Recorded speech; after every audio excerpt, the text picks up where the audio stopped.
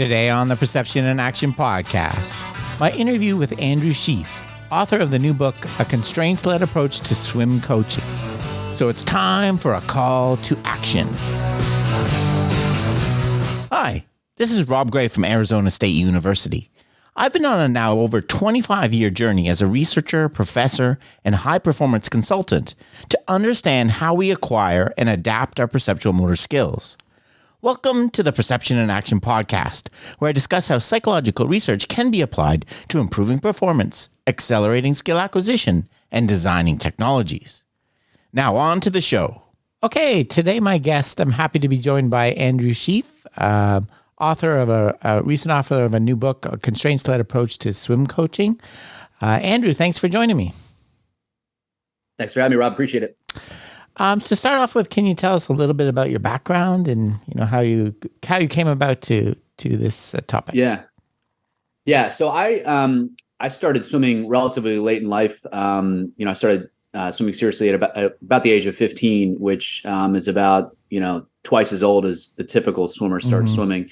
And so I just kind of started rolling with it, and I didn't really focus on the skill side at all. And because I was pretty new and I was growing, like I just kind of got better from working hard. And then I kind of hit a plateau, basically. Like, I got to the point where my skills were so bad that it was pretty much holding me back from, continuing to progress. And so and that was kind of about the time I got to college. And of course, when, you start swimming in college, the level of, competition is much higher too. So that was kind of a double whammy. And I was just trying to figure out, how to improve my skills. And, I kind of did it just the traditional way, in terms of just like trying to think about stuff and think about different ways to move through the water and stuff. And that, that really kind of screwed me up. I used to be pretty good at racing. And I kind of lost the ability to race because, I was just thinking too much and I had no confidence in what I was doing. At the same time, I did make some progress in some areas. And so I really became convinced that skills, especially in swimming, are a huge part of performance. Whereas, the training side is almost the entirety of the focus, especially, at the collegiate level, when you're dealing with senior swimmers. Most coaches are focusing almost exclusively on the training side. And there's very little, there's kind of like a really cursory attempt at developing skills, but like it's almost like the first couple weeks of the season, and it's like, all right, now let's get to work and we'll do the real stuff. And so, I really came to believe that skills were a huge part of it. And when I started coaching, I tried to learn, everything I could about, what good swimming skills were, and then kind of how to teach them. And, that was moderately effective to some extent, because if you have a good idea of what's supposed to be learned and you can communicate pretty well, like people will learn things. But then I just kind of kept running into roadblocks and in terms of, swimmers, it's hard for them to pay attention on the same thing over and over and over again to like, quote unquote, learn it. And then also, when they're working really hard, that's a pretty big distraction. And it just became difficult to manage skill development with a lot of different swimmers at the same time when you're dealing with training. And so you kind of had all these problems. And then I was pretty, this is maybe my second year of coaching, maybe my third year. I read an interview with Keith Davids, who had just released Dynamics of Skill Acquisition, that first book. So this is about 2008, maybe. And it just was like, kind of like, I'm young, I'm open-minded, and it just was kind of the right, I'm facing these problems, and it was just kind of the right thing at the right time. And I just kind of, it just immediately resonated with me in terms of the power of that. And then, that was kind of the start of the process, and started applying these ideas. At some point, I reached out to Keith directly, and he was, answering my questions and helping me solve some of the problems that I was facing. And then, over time, you just start to, you solve one problem, and that just creates 10 new ones. And you just start kind of working through these ideas and figuring out how to not only transform your thinking about what skill, what effective coaching is, and how to, help people, learn skills and improve their performance, but also how to apply it and how to solve specific problems. Because even if you have a great framework, you're going to run into specific challenges and specific things, and you're going to have to figure out how to do that. And, especially in swimming, there's no book. Well, I guess there kind of is now, but before I wrote the book, there's no, you just have to figure these things out. And what's kind of cool is that, along the way, I'm always paying attention to what other coaches are doing, and you start to see, some of the things that they do to solve problems, they are using constraints. They're just not thinking about it in those terms. And then because I had that framework, I could start to take all these different things and like, you know, a coach could be using this one strategy to solve one problem. And it's like, I see the value of that, but I actually think about it totally differently, and I can use it in a different context because I have this theoretical framework that allows me to kind of make that jump or make that a transition. And so that's kind of, you know, how I got to the point where I'm playing with these different ideas and trying to solve, you know, movement solution or movement problems and help swimmers figure out better ways to move through the water without having to, you know, specifically tell them what to do. And that's ultimately kind of what my goal is to how can I help people develop their skills in a way that's not super, you know, conscious, and do so in a way that I don't really have to be the center of that process and literally tell them what to do. Yeah, that's really interesting. I have my personal swimming story. This very similar. So I learned to swim in a lake and swim to a dock. My dad, here, go over there. No instruction about how to swim. Just get over there. And then later in life, I started doing triathlon. So I wanted to learn how to swim fast. And I had the same thing, like the coach, the first thing they said is, when are you letting out your breath? Is it under the water? Or like, but it became so mechanical. Like, what angle is your hand going into the water? Right. Like, it seemed like it's so much thinking involved. Yeah. And that's the real challenge with swimming is that, one, it's very unnatural for most people in terms of like, we're used to dealing with gravity. And so we're used to pushing against things to move ourselves in the other direction. And that doesn't really work. Like, it works to some extent, but not nearly to the same extent in swimming. And also, there's just so many things that are really counterintuitive to how we would prefer to move. And so you're right. If you're trying to take a cognitive approach, like, and what they said about the breathing does matter. But if you have to think about that, in addition to the 30 to 50 other things at the same time, it's just, it's a hopeless thing. And so, whenever I'm trying to help someone learn something, it's how can I give them something to do that like knocks out like 30 of those things that they have to do without them having to think about it? Because otherwise, if people like to throw around the idea of like, it takes whatever, 1,000 repetitions or 10,000 repetitions to learn a skill. If there's 50 different things to do in swimming that you have to do to swim fast, how do you don't have enough time to do that. So it's just impossible. So trying to find ways to help people, just kind of intuitively do these things that otherwise you're just going to have to think your way through, and there's just too many. Yeah, I agree. And I think you also I like your example there. I think, constraints in swim coaching have been around for a long time, whether it's a kickboard or putting a buoy between, those are constraints, but I don't think people thought about them in the same way of what they were for and where you go from there. That's where kind of the constraints that approach gives you kind of an overarching theory and got framework. Yeah. And I think for me, more and more the training aid side is a huge opportunity, because you literally change people's structure by, putting paddles on their paddles on their hands, fins on their feet, put a buoy in between their leg. You change how they float in the water. And when you start to appreciate what those things actually do, they can be used for a lot more than what's traditionally used for. And you can, and what's so powerful about them is they create instant change. Like, they instantly change how they're, how they're going to move through the water. And if you can understand what that impact is, you can kind of leverage it to get some of the changes that you want. And you can do so in a way that you can never do and otherwise, and you certainly couldn't do by just telling them what to do. And so, those type of interventions, and that's, I mean, you've talked about it before. It's like, that's where it's valuable to have a theory to think from, because then you can start to solve problems and recognize what's happening, and then start to innovate basically and come up with new solutions that you otherwise wouldn't have thought of. Yeah. No, I think you're right. And I think a lot of them too are kind of almost used in like a part training kind of way, like where you hold a board and kick. Like, you're not teaching you how to coordinate your arms and legs together.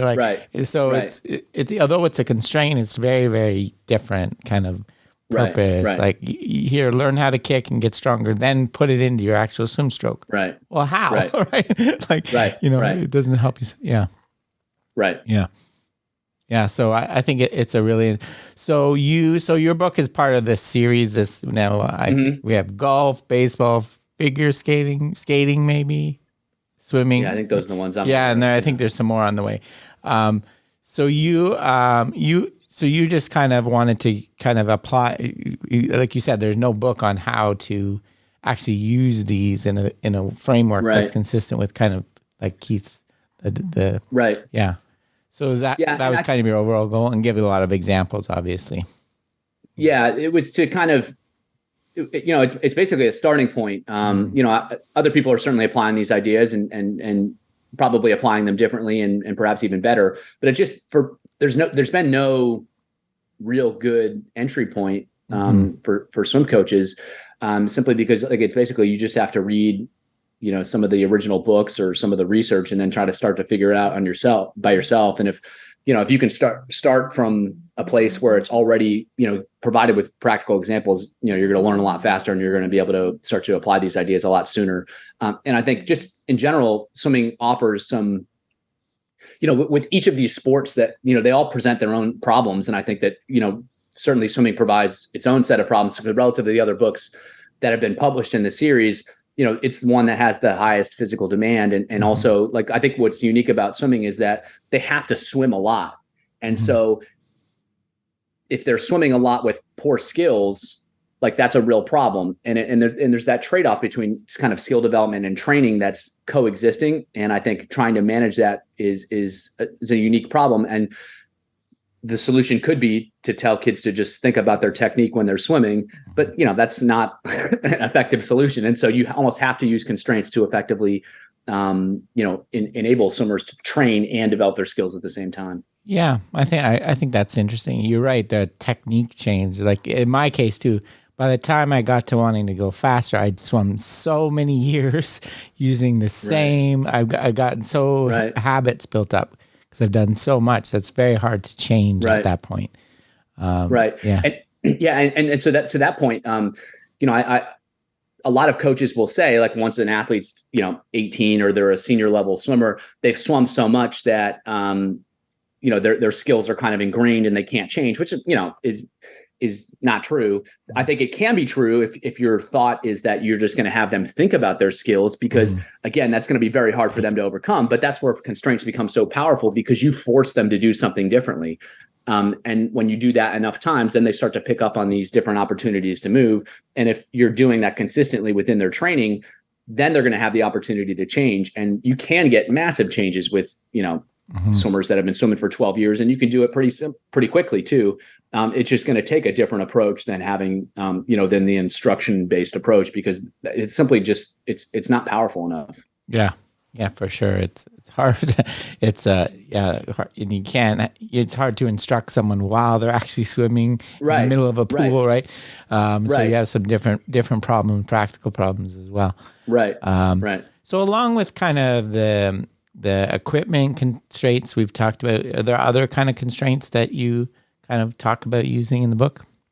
Yeah, so there's three kind of big ones. The training aids is one you talked about. The other one is kind of like a performance constraint. And so you can have swimmers, if you ask them to swim at different speeds, that's going to change how they organize their strokes, and it gives them a goal. And so, humans are goal-seeking creatures, and so they're going to find a way to accomplish that goal. And if you use that in conjunction with a training aid, like say you have them wear a pool buoy or something, and you also give them a performance expectation, they're going to have to figure out how to accomplish that goal, but they can't use the legs to do it. So they have to learn how to change their arm actions in order to make that happen. And so speed is one, having them count their strokes, because, the ability to move a long distance per stroke is a key aspect of long-term improvement. And so by having them count their strokes, you can kind of make, it's not a perfect measure, but it's a pretty good one that you can, make it objective. How long are they being with each stroke? And then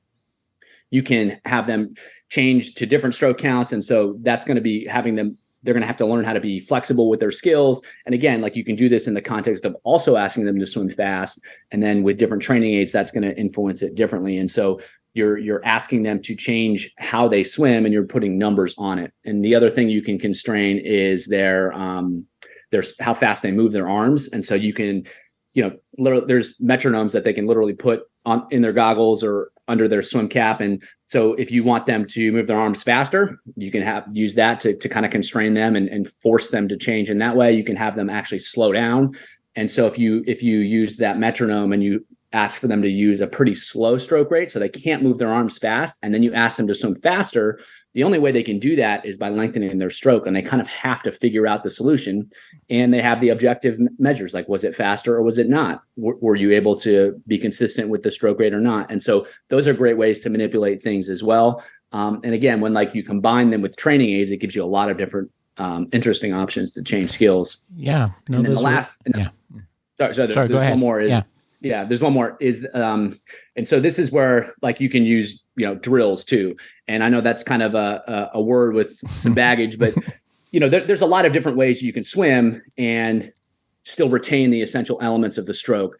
And there's a lot that you can, totally decompose the stroke. But if you have swimmers, do certain things in certain ways. So like one instance, like you can have them recover the arms under the water in freestyle instead of over the water. And that in some ways forces them to change their timing, and usually in a better way, but it still keeps the rhythm of the stroke. And then when they go back to regular swimming, they're more likely to retain that same timing. And so you can use different activities like that to kind of shape their skills as well. And especially, again, when you use it in conjunction with some of those performance constraints, in addition to the training aid constraints, you can get some pretty powerful changes. And so using one of those three options by themselves is okay, but not super powerful. But when you start combining two or three of them at the same time, that's where you start to get some pretty good changes, and you can be pretty specific in terms of what you're trying to accomplish. Yeah. Oh, that's great. I really like the way you explain it. I think it's really good logic of the constraint. Like you're giving them a new movement problem to solve and letting them figure it out, self-organize on their own. But the problem the constraints you're adding are trying to move them in a certain direction. You're right. So you're kind of guiding them. Yeah. You're not just randomly, here, pull this cinder block, like randomly picking things. Right. Yeah. Right. And what's cool about that approach is that when I mentioned earlier is the performance constraints. So they're having to hit certain speeds, or they're having to hit certain stroke counts or certain stroke rates, and they're doing that all at the same time. Well, that kind of sounds like hard work, and that kind of sounds like training. And so, and it really is. And so you're developing the skills at the same time as you're pushing them to perform. Like they're going to have, there's going to be a lot of physiological activation when they do those type of things. And so you can get the training side at the same time. And I think that's ultimately the biggest appeal to me with this process, is that you can get both at the same time. And I think that's what stops a lot of coaches from really pursuing skill development, is they're really hesitant to move away from some of the physical training because they know that gets results. Right. But you can do this in a way that doesn't sacrifice that. And it doesn't matter how you train. Like, so there's some people that, do a ton of really high volume swimming. There's some that do super high intensity and very low volume swimming, and they all have success.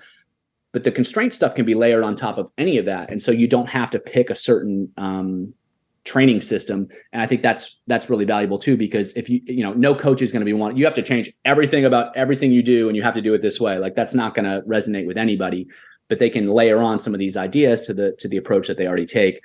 And that makes it a lot more accessible to them. Yeah, no, that's a great point. Yeah.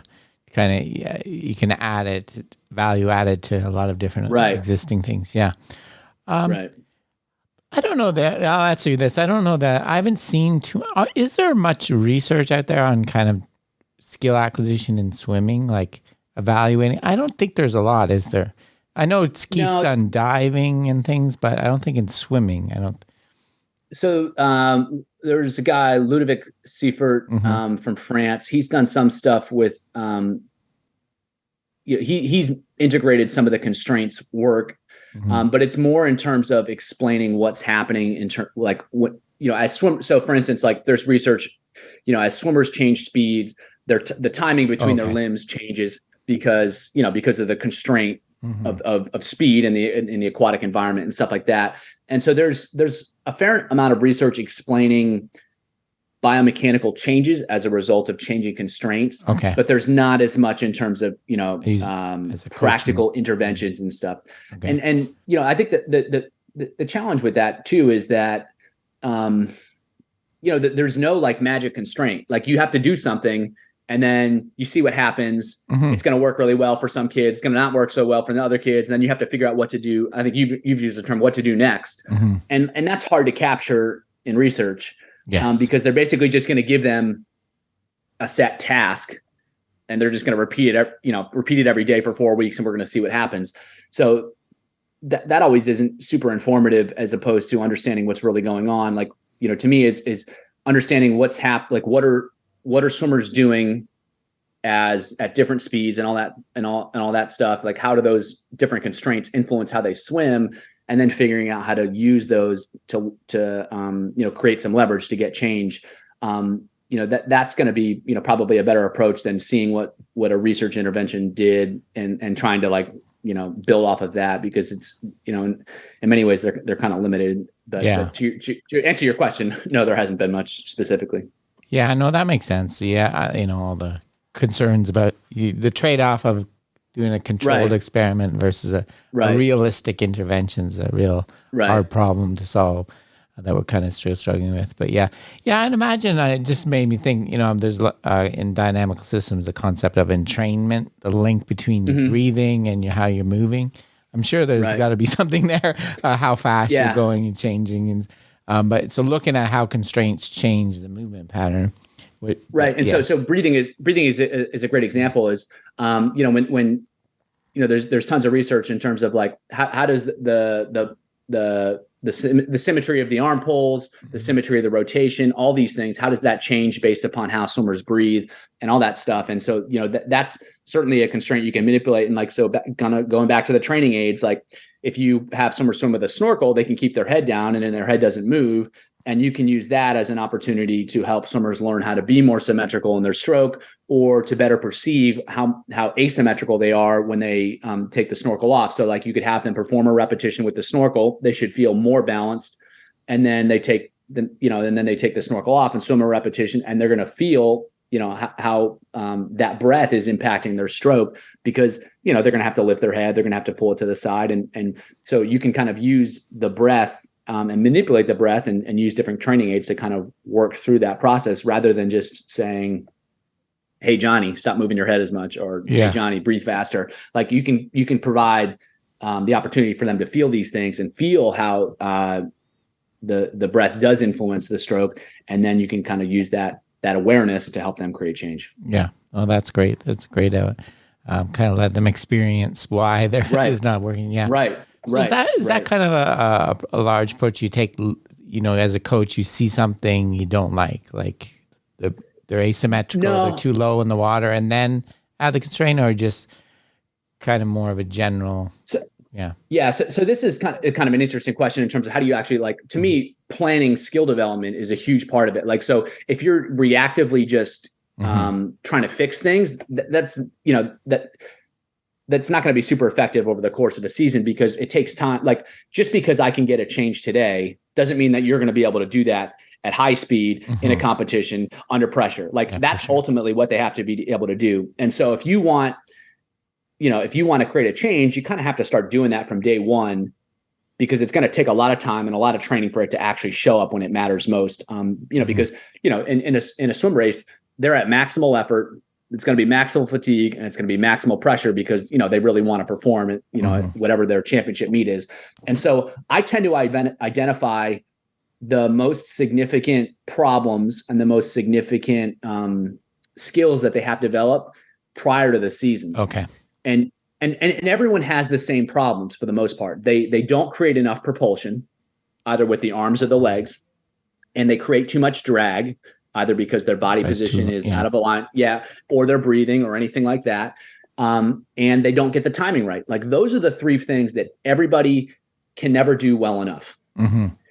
And so from day one, I'm giving them opportunities to get better at those skills. And over time, I'm just, using different constraints in different ways to put those skills under more and more pressure, so that they can become more and more resilient. So I kind of already know what mistakes swimmers are going to make. And because I'm already challenging them from the beginning, I'm going to notice the specific mistakes that certain swimmers might make. And so I can start addressing those from the beginning, and then just kind of training them all the way through and making them more and more robust, more and more resilient. And if something were to come up along the way that's unexpected, then it's a matter of deciding, is this something that I want to commit to changing? Because again, like just because I can change it today doesn't mean that they've made that change in terms of when it matters. Or is this something that I'm going to take note of? I should have probably addressed this before, but I don't have time now. So next time around, next season, that's when we'll address it. That's how I tend to approach it, because every time I see people and every time I've tried to be reactive with skill development, it's never gone well, because all I've done is basically tell, hey, Johnny, you're really bad at this. Good luck trying to figure it out. And I hope you're confident in your swimming, because like there's no time to really give them the skill set to believe that they can do that. And so again, most swimmers are going to be making the same mistakes to varying degrees. So I'm just going to start working on those from the beginning. Yeah. I like that. I like the way, you describe what you're looking for in terms of overall kind of principles of force, propulsion, right. drag. Exactly. You're not like looking, the arm has to be this angle or the hand. Right. That can sort itself out as long as you get the things. Exactly. Yeah. And so what I'm doing is now I'm designing activities that put those skills under the most pressure. So for instance, like, to create a lot of propulsion with the arms, if I give them an activity where they're swimming with a buoy, so they can't use their legs, they have a parachute that they're towing, so they're going to have to create a lot more force. And I'm going to tell them they can only stake a certain amount of strokes. Like, they're going to have to find a way to move a lot of water backwards with each arm, or else they won't do it. Yeah. And of course, I've got to assign the appropriate amount of resistance. I've got to assign the appropriate number of strokes. Like, that's where the skill of it, and that's how I adjust it for different individuals. But those type of activities, and then later on I can do it fast. Later on I can do it under fatigue. I can do all sorts of different things. But those type of activities, I don't care like if their arm angle is at 90 degrees versus 180 degrees. I'm just making up numbers that have no context. You said, if the hand's entering crooked or whatever, like, as long as they're getting the outcomes that I want and they're making progress with those, something good is happening and they're getting better. Yeah. And if there is over and over a specific problem that swimmer keeps getting hung up on, then I can maybe use a filler intervention to kind of help them figure out that little tweak that's holding them back. But that's still done in the context of trying to improve those basic principles, because that's ultimately what matters. And if those are getting better, I'm pretty much guaranteed that they're going to swim faster. Whereas if I spend all my time working on the hand pitch at the entry, that might get better, but that doesn't guarantee that they're going to swim faster. Yeah, for sure.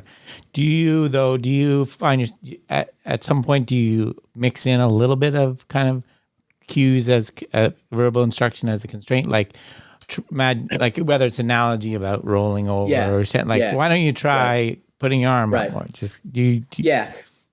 So if they're getting stuck and like they shouldn't be getting stuck, I kind of give them like a little cheat. But to me, that's not even instruction. Like, that's just helping them through the activity. So like if you were just swimming and I'm telling you to do something with your hand, there's no context to that. I'm just telling you to do it to tell you to do it. But if I'm telling you to do something to solve this very specific problem that we're working to figure out, that has a lot more context. And when they do that and they immediately get the change that they're looking for, and they can, whatever, they take a stroke or two less, or they go a little bit faster, that has context in it. But, I'm always telling them what they're trying to accomplish, and I'm providing them with general strategies to accomplish that. So like, if back to the pulling example, like I'll say to them, you want to create the biggest surface area you can with their arm. Like, to me, that's not really a cue. That's a general principle. Like, the bigger the paddle you have, the more water you're going to move backwards. It's kind of common sense, but sometimes kids don't think that way.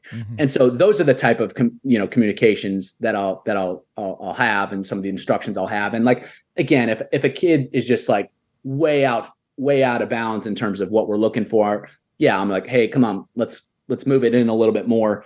But again, like, that's more kind of a reactive approach where like they're just not even in the ballpark, and I'm just trying to get them in the ballpark, as opposed to nudging them a little bit, as opposed to this is the basis of how they're going to improve. Yeah, starting with that. Okay, with filling their head with Yeah, and so I found that when they're placed in the right learning environment, any communication is way more effective than when they're not in the right communication, the right learning environment. And so like, if I've created a really great task, it's really appropriate, it's appropriate for them. Anytime, any, quote unquote coaching or instruction that I provide in that context is going to be way more effective than if it was just, kind of out in the blue, I'm just telling you to do something. And I think that's what it's when you have great task design and then you worry about coaching, and whereas opposed to you just worry about coaching. I think that, it's almost like the coaching is so much more effective when they're in a good learning environment. Yeah. You let the environment do the talking for Right. you as much as possible. Right. Yeah. And also Right. kind of Right. let them experience the why. Like there's so much of Right. coaching. You have to do it this way. Why? Like we've lost Right. the why, Right. Yeah, Right. I really like that. That's a good approach. Yeah. Right. So, Andrew, the book, I probably butchered the title at the start. What's the title of your book? Yeah. So it's a constraints-led approach to swim coaching. Okay. I did get it pretty close. And it's Routledge, right? Routledge is the publisher. Yep. So Yep. I think I have my copy at home. So, it's another, it's a really good example. Obviously, if you're into swimming, I think it's incredibly important. But I think it's another great example of how using the logic I think you're right. And with some unique twists imposed by swimming, different kind of tasks that we're not in contact with the ground creates a very different how we generate force and things. So I think it's a good for anyone interested in the constraints-led approach. I think it's a good example. Yeah. Yeah, and I've read the other books in the series, and I've always found it really interesting because you kind of go through you work through their problem solving in a unique situation, and there's always things that apply to I learned things about swimming like to apply to swimming in reading the other books, and also too people apply these like whenever you kind of have this in your head that there's like one way to apply these ideas, but there's tons of different ways to apply these ideas. And I've realized just reading the other books especially is that a lot of coaches do things very differently than I would. And whether that's because of the sport they're involved with or just they think about things differently. And so that can be really eye-opening as well. Yeah. No, I think you're right. There's a lot of room for individual and creativity in coaching. And that's what I like about this approach so much. But I think you gave some good foundational kind of principles of how to build out a program, which I really like. So, Andrew, is there a place to go to where you can find? Yeah. You can go to Amazon to get the book. You can go to the Routledge website. My website, if you're interested in swimming in particular, is just coachandrewsheaff.com, and you can get the book there too. Okay. But yeah, I think the cliche anywhere books are sold is a good way to go. Yeah, for sure. Now we just mean Amazon by that. Yeah, we used to mean all the bookstores, but no one had to go. I think you can get it at Barnes and Noble too. Yeah, for sure. I think I checked there. Yeah. So, well, great, Andrew. I really appreciate this. That was really interesting, learning about how you're applying this to swimming. So thank you very much. Yep. Thanks, Rob. Appreciate it. Okay, that's it for today's episode. Remember, you can contact me at robgray@asu.edu or follow me on Twitter at ShakyWeights. To find out more about the podcast, please check out perceptionaction.com. Finally, to support the podcast and receive bonus materials, including a monthly coaches meetup, please head over to patreon.com/perceptionaction. This is Rob Gray from ASU. Cheers for now, and keep 'em coupled.